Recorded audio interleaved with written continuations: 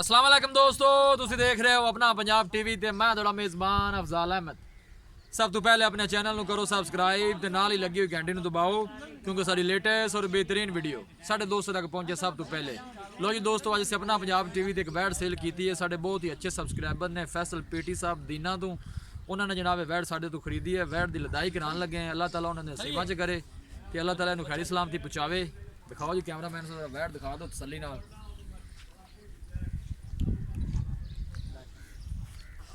फैसल जनाब फैसल पीटी साहब ने दीने तो उन्होंने जनाब वैड साढ़े तो खरीदी है।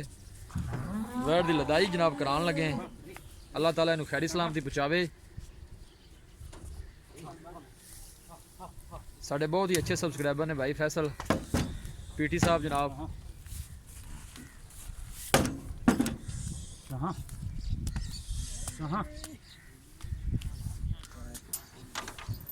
लो जी वैड की लदाई करा दी थी है।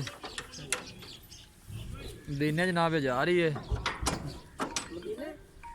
दीना दीना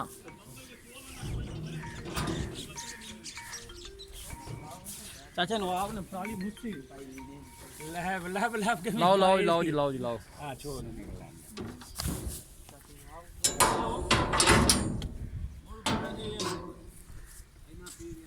इंशाल्लाह दोस्तों की खातर इस तरह ही जनाब मेहनत करते रहेंगे। वीडियो पसंद आवे लाइक तो शेयर जरूर करना है। वीर की रिक्वेस्ट है सारे चैनल में भी जरूर सबसक्राइब करना है। फैसल पीटी साहब ने दीना तो पिंड परोड़ी उतों की रैश है जनाब उन्होंने साढ़े बहुत अच्छे सबसक्राइबर ने। अंसर भाई कुवैत अंसर भाई ने कुवैत तो जनाब बहुत साढ़े अच्छे सबसक्राइबर ने। काफ़ी जानवर परचेज करते हैं साढ़े को।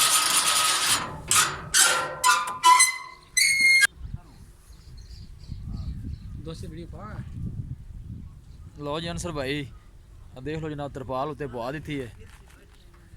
हवा ठंडी चल रही है। यह चाचा नवाब है जी ड्राइवर साहब ने।